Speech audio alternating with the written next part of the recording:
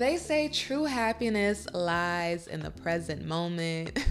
That is a cliche. I know I've heard it a number of times. Yet we still find ourselves searching for happiness somewhere out there, never being satisfied, always wanting more. Whew.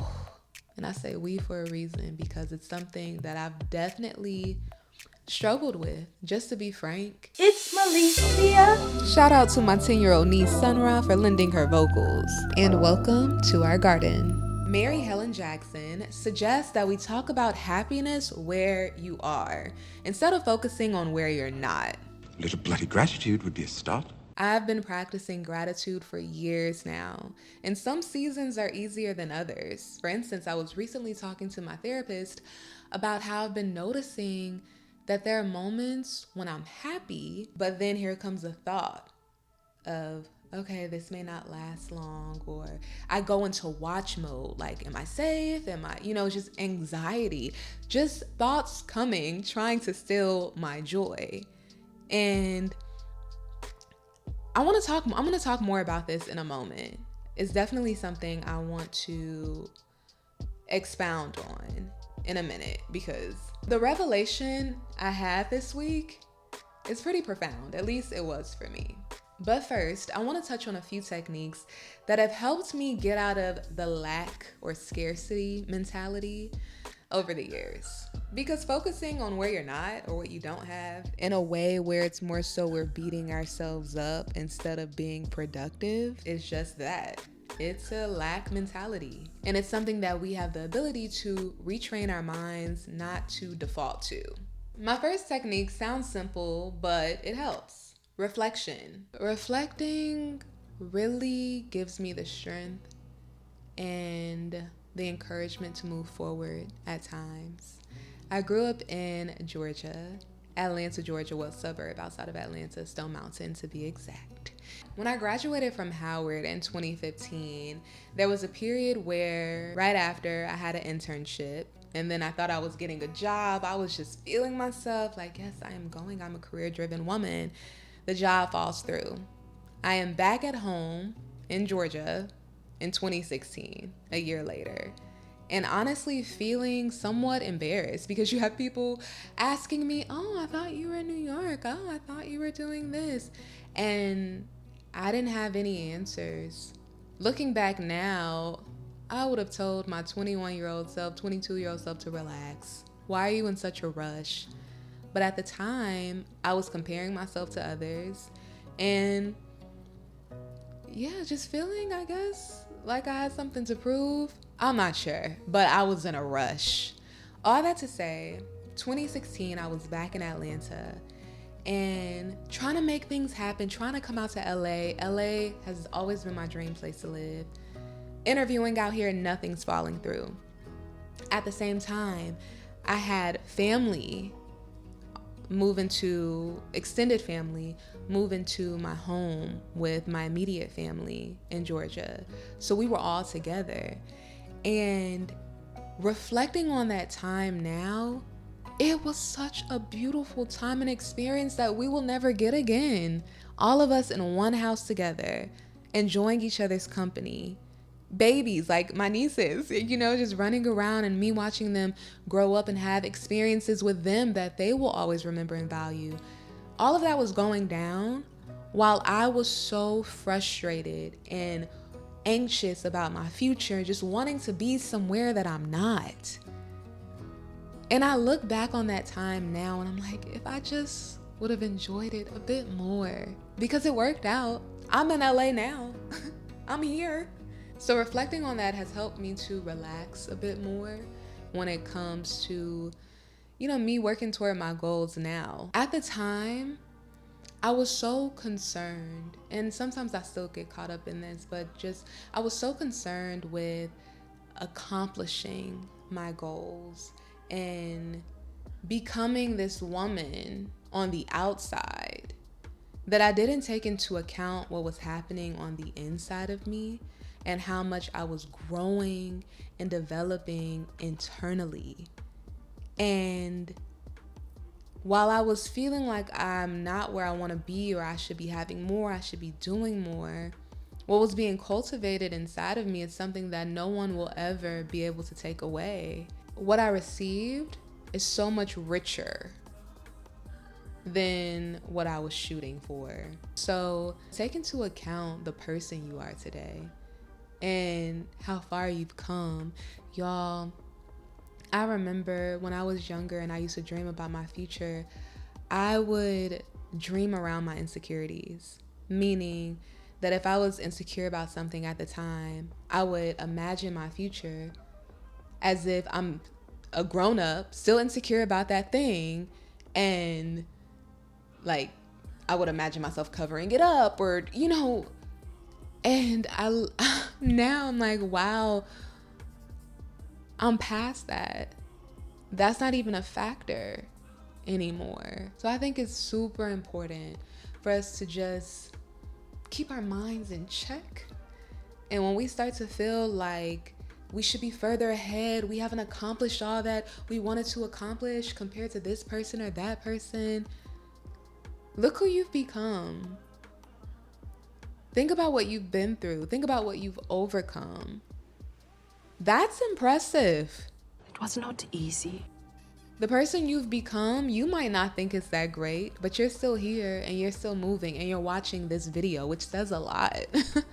It says a lot. So I think that it's wise for us to place more value on what's happening on the inside of us and what has taken place on the inside of us than focusing so much on what's happening outside of us or the lack thereof.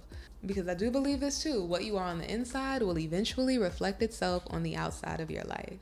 It's like a mirror. What also helps me to reflect is one of my photo albums on my phone. I created an album in my pictures called Reminders. Anytime a moment happens that I'm super grateful for, or a moment where it's like, whoa, this was trippy, this was a blessing, like it just feels like God is like, I'm real, hello. And it could be something simple, like I'm going to the grocery store and I say, I'm gonna get the best parking spot in the front, and I roll up and I get it. Take a picture of my car in the parking spot. Very simple, but it adds up. And I go back and I look at those photos and it just reminds me of moments where I was taken care of, where things came through when I was super worried.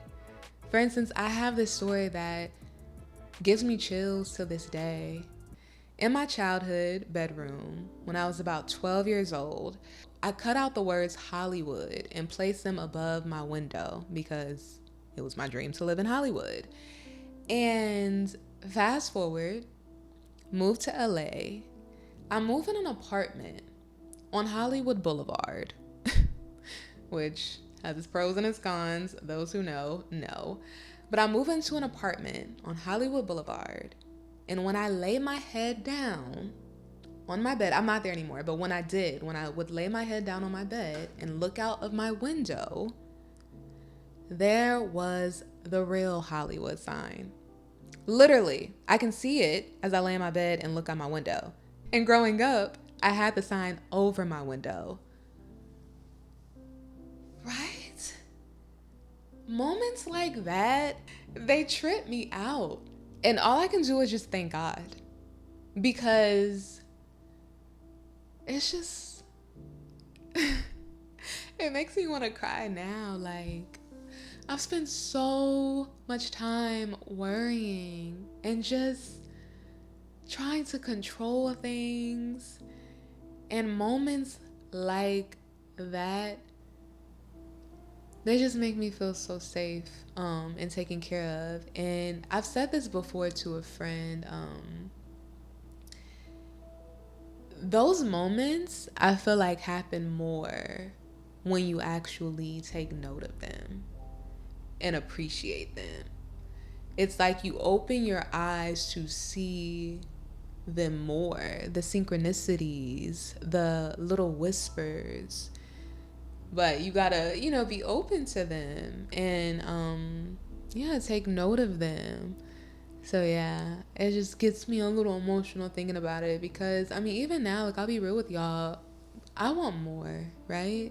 But I'm just so grateful that I've been given those experiences in the past because they encourage me. They encourage me to continue to move forward and to trust that everything is being taken care of. And I just need to keep it moving and not give up.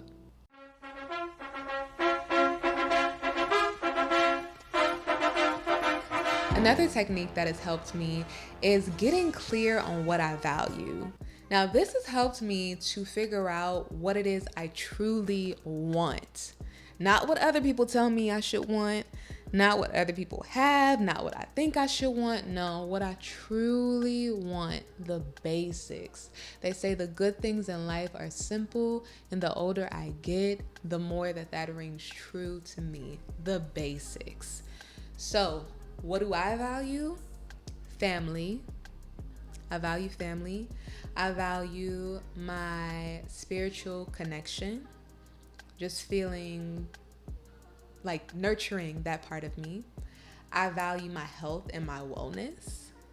And I value being a positive influence in others' lives. Those are 4 things. And of course, there are probably more, but those are my top 4. But having clarity on what I value, it helps me to be more intentional about the decisions I'm making so I can make sure that I'm feeding and fueling what truly makes me happy. Also, speaking of being a positive influence in others' lives, neuroscientist Andrew Huberman, I know I keep bringing up this man, but I love bringing the science of the brain and emotions into these conversations because when you see how it all just works together, it just leaves me in awe. I geek out over stuff like that. All that to say, let me get to the point. Neuroscientist Andrew Huberman says the most potent form of a gratitude practice is not when you express gratitude, but when you receive gratitude. Even thinking about the emotional experience of someone else receiving help has potent effects on your brain. Specifically, the circuits of your brain that are associated with motivation and pursuits. Do you know why I was standing right there by the tree? No. Because I was praying to God for a miracle, and then you guys walked up and just offered a blessing to me. I can't believe it. They say it is more powerful to give than to receive. That's a scripture in the Bible. And it's something that we hear just often, right? Be of service. But that it literally affects our brain in a positive way. He said me receiving a thank you and pondering on that and letting it soak in is more potent than me trying to come up with something to be thankful about or to express being thankful to someone. That doesn't mean you shouldn't say thank you. I know you know that, but keep saying thank yous. But I just found that that's fascinating. How doing something for others not only makes you feel good, but it actually changes the circuits, the neural pathways in your brain. It just makes you a more motivated, a happier individual. The secrets have been exposed all along. They have just become, unfortunately, so cliche that we hear them often in these quotes or these sayings that we don't really hear them. How many of y'all ready to get out and help somebody? And the beautiful part about helping others is that it can be in such a simple way. It can be holding the elevator, right? It can be giving a smile. Somebody did something for me the other day, and I don't even remember what they did, but I remember taking note of how small it was, but how much happiness it brought me. And how I was like, wow, this person slick made my day.